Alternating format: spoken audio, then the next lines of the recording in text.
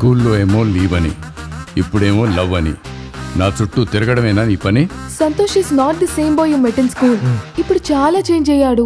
వీడు మారాడని నువ్వు నమ్ముతున్నావు, నేను నిన్ను నమ్ముతున్నాను. వీడు శిశుపాలుడికే గురువు. తప్పు చేస్తాడు, దొరుకుతాడు. మావిడికి ఏమైంది డాక్టర్ గారండి? గతం మర్చిపోయాడు.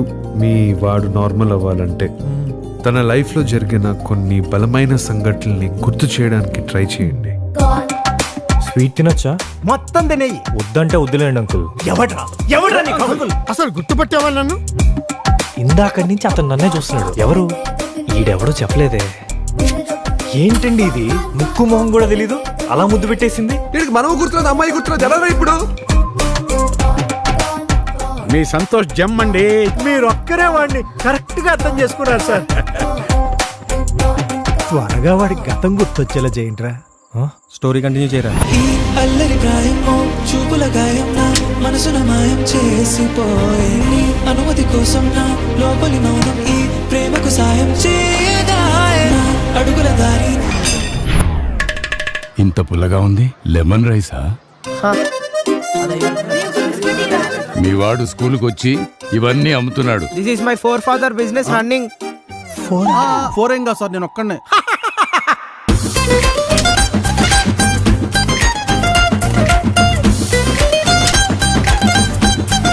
ఇలాంటి డిస్గస్టింగ్ బ్యాచ్ ని నా కెరియర్ లో ఎప్పుడు చూడలేదు. అలా సారని కూడా పిలిపించుకోవడానికి చిరాకు పడే ఆయనతో నువ్వు మామయ్య అని పిలిపించుకునే స్టేజ్కి వచ్చావురా. నీకు ఆల్రెడీ ఇంకోటితో పెళ్లి సెట్ అయిన తర్వాత నేను వచ్చి ప్రపోజ్ చేస్తే ఎస్ చెప్పావా? ఈ ప్రపంచంలో అందరికంటే పిరికైన వాడెవరో తెలుసా నాన్న? ఒక ఆడపిల్ల తండ్రి. గణేష్ గణేష్ వాడి మొదటి పత్రిక ప్రేమించిన అమ్మాయికో దేవుడి దగ్గర పెట్టలేదురా, మీకు పంపాడురా. అదిరా వాడు చేసిన తప్పు. నాకు తెలిసిన నా నాని బాబువి నువ్వు కాదు. వీడి పేరులో ఉన్న సంతోషం వీడి కళ్ళల్లో కనిపించటం లేదు. ఏ రోజైతే ఆ ఒక్క తప్పు వాడు ఒప్పుకుంటాడో ఆ రోజే తనని నేను అల్లుడుగా ఒప్పుకుంటాను.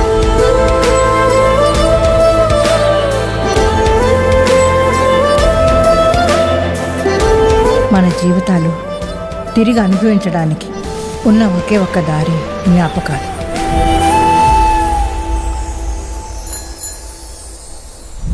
ఇంతకీ సంతోష్ ఎవరు?